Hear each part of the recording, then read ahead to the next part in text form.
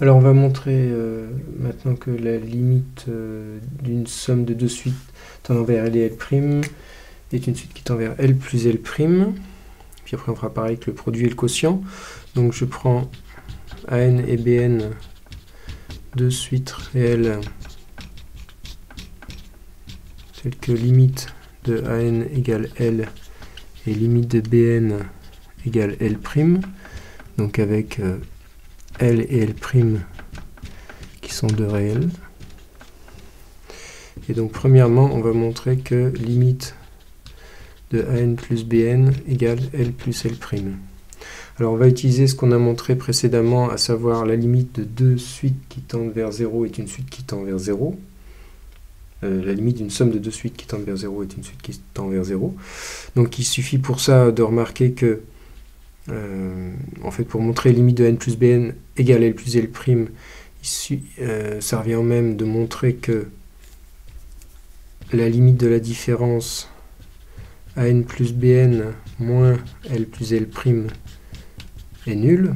Or, la différence an plus bn moins l plus l', on peut l'écrire an moins l plus bn moins l'.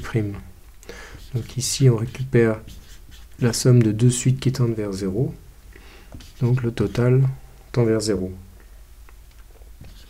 Alors, on fait pareil avec le produit. Montrons que limite de ANBN égale LL'.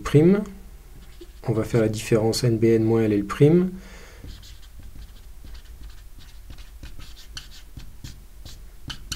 On va montrer que ça tend vers 0.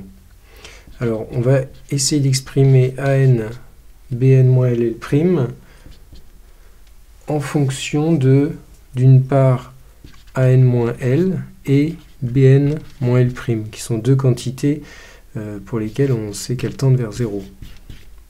Alors pour l'instant, il faut trafiquer un peu l'expression parce que à gauche, j'ai du ANBN. Alors pour faire arriver du ANBN, ce que je peux faire, c'est multiplier tout ça par BN.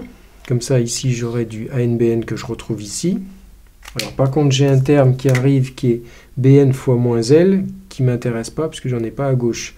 Comme j'ai du BN ici, je vois qu'il suffit que je multiplie par L ici pour avoir du LBN qui pourra partir avec le moins BNL si je mets un plus entre les deux. Et alors, qu'est-ce que je récupère? Donc c'est un peu magique parce que finalement, j'ai mon BNAN, il est ici, mon LL' moins LL', il est ici, et le reste s'en va. BN fois moins L et L fois BN. Donc c'est parfait. Ici, j'ai deux suites qui tendent vers 0. Elles sont multipliées ici par BN, qui est une suite bornée puisqu'elle converge. Donc le produit d'une suite bornée par une suite qui tend vers 0, on sait que ça donne une suite qui tend vers 0. Et pareil ici, on a une suite qui tend vers 0 multipliée par L qui est une suite constante, donc qui est aussi une suite bornée. Et donc le produit des deux, c'est pareil, va tendre vers 0. Donc le total tend bien vers 0. Alors pour le quotient AN sur BN, on va montrer qu'il tend vers L sur L'. Donc là, il va falloir faire un petit peu plus attention. Déjà, on va supposer que L' n'est pas nul. Donc supposons L' différent de 0 et montrons que limite de AN sur BN est égale à L sur L'. Bon, dans un premier temps, on va déjà vérifier que le quotient AN sur BN, ça a un sens de l'écrire, c'est-à-dire que vérifier que lorsque L' est différent de 0, pour n suffisamment grand, Bn n'est pas nul, et comme ça le quotient AN sur Bn aura un sens. Donc 3.1, montrons que pour n suffisamment grand, Bn différent de 0. Donc ainsi, le quotient AN sur Bn est défini.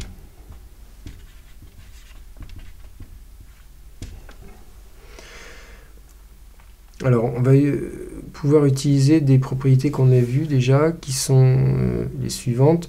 Lorsque AN tend vers une limite, enfin lorsque BN tend vers L', qui est un nombre strictement positif ou strictement négatif, on peut minorer BN par un nombre strictement positif pour n suffisamment grand, ou majorer BN par un nombre strictement négatif pour n suffisamment grand.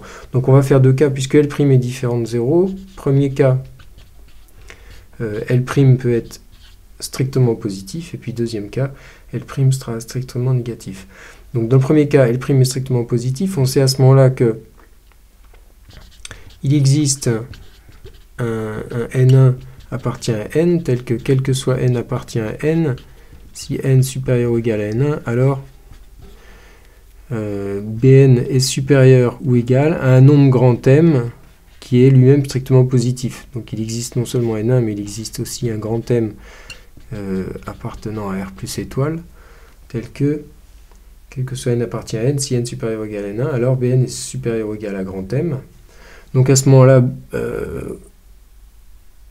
M il est strictement positif, et on voit que pour N suffisamment grand, Bn sera donc strictement positif, et donc différent de 0.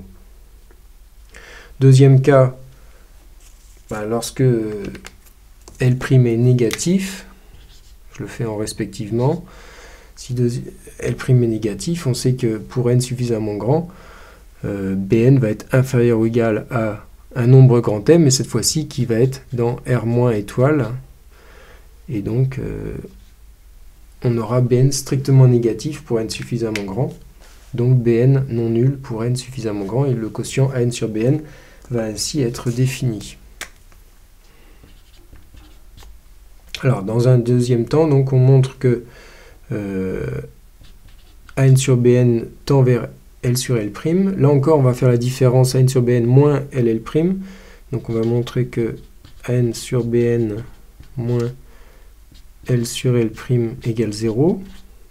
Donc, je vais transformer l'expression An sur Bn moins L sur L'. Donc, je mets au même dénominateur, ça fait An fois L' moins Bn fois L sur Bn fois L'. Alors en haut, ça se passe bien parce que An tend vers L, Bn tend vers L', donc le numérateur va tendre vers 0. Donc ça, c'est produit et somme de fonctions de suite qui sont convergentes. Donc on peut utiliser les propriétés précédentes pour dire que toute cette quantité va tendre vers 0. Alors il n'y a plus qu'à regarder ce qui se passe au dénominateur. Donc, il suffirait de montrer que cette suite qui tend vers 0 au numérateur, elle est multipliée par une suite bornée pour pouvoir dire ensuite que la totalité va tendre vers 0. Donc, on va l'écrire 1 sur Bn L' fois An L' moins Bn L. Donc, celle-là, on l'a dit, elle tend vers 0 lorsque n tend vers plus infini. Et on va montrer que cette suite 1 sur Bn L' est bornée.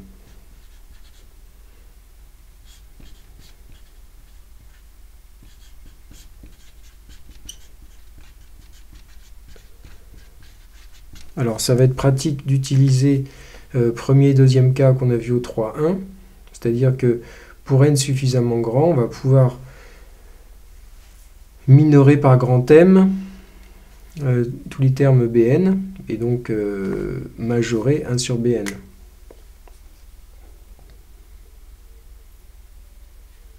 Donc, premier cas, si L' est strictement positif, donc je ne redéfinis pas N1, il a été défini là-haut.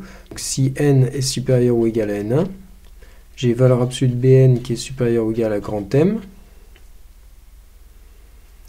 Donc je vais avoir valeur absolue de Bnl', donc qui va être supérieur ou égal à grand M fois valeur absolue de L'. Alors L', oui, oui, d'ailleurs, L' est strictement positif. En fait, j'ai même pas besoin des valeurs absolues.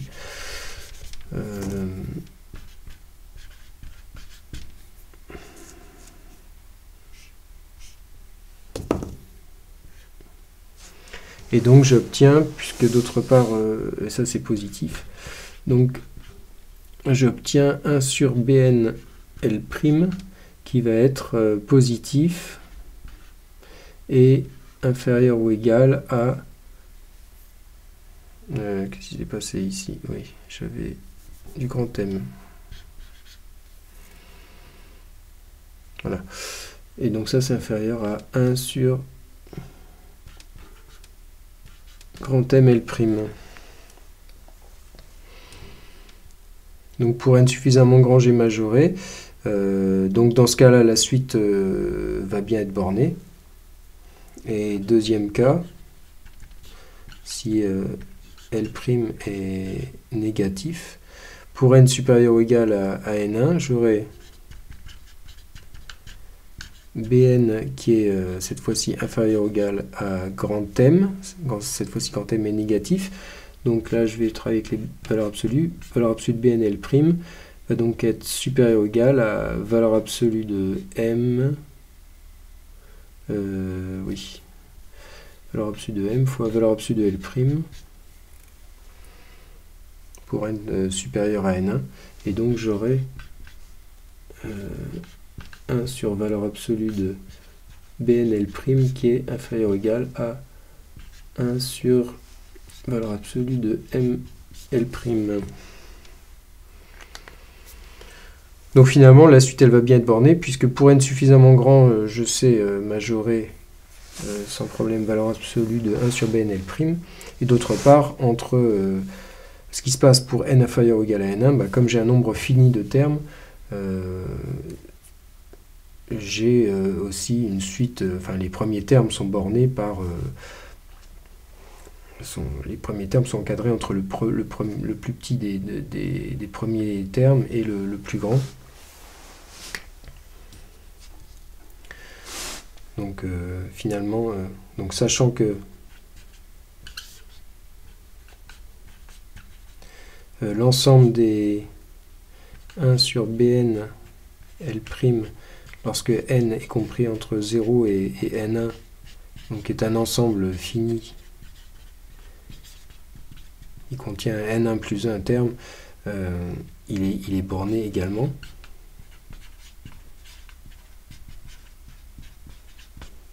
Donc au total, la suite